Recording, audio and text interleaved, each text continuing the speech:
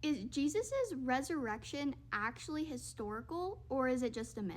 This was one of the topics that actually kept me away from Christianity when I was an atheist. The likelihood of somebody rising after 3 days of being dead is probably not likely. But through history and logic, we can conclude that the most likely probability was that Jesus rose from the dead. I'm gonna try and explain why. First, let's see what God has to say about Jesus' resurrection. 1 Corinthians 15:17. And if Christ has not been raised, then your faith is useless and you are still guilty of your sins. Our own Bible says that if historically Jesus did not rise from the dead, our faith in him is completely pointless. And I would agree. What is the point of believing in a dead God? No, you cannot empirically prove that Jesus rose from the dead, just like I cannot empirically prove that I took the trash out last night. However, through investigation, if you were to look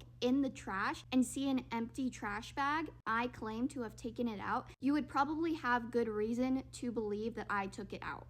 That's kind of similar to the resurrection of Jesus. My first point is who would die for a lie. Now, I mentioned this book, More Than a Carpenter, in one of my other videos, and that's where this point mainly comes in. So in this book on page 90, it talks about how all of Jesus's disciples died terrible deaths because they believed that Jesus was the Messiah, was God.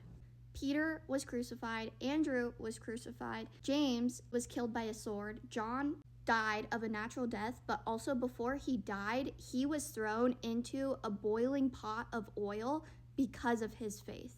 Bartholomew was crucified, Thomas was killed by a spear, Matthew was killed by a sword. This isn't even all of them. All of Jesus' disciples died terrible deaths because of their faith. Josh and Sean McDowell talk about how some people die thinking that something is the truth when it actually wasn't, but you can't apply that to the disciples because the disciples were eyewitnesses of Jesus throughout his ministry and his resurrection. So if somehow they were lying about Jesus' resurrection, why would they die knowing that that was a lie? Nobody would be tortured to death knowing that something was a lie. Bart Ehrman actually has an argument against this. It says, how do we know that the disciples actually died for their faith? Christianity is the most persecuted religion to exist. There are people today that are getting killed brutally for their faith in Jesus. If they didn't get persecuted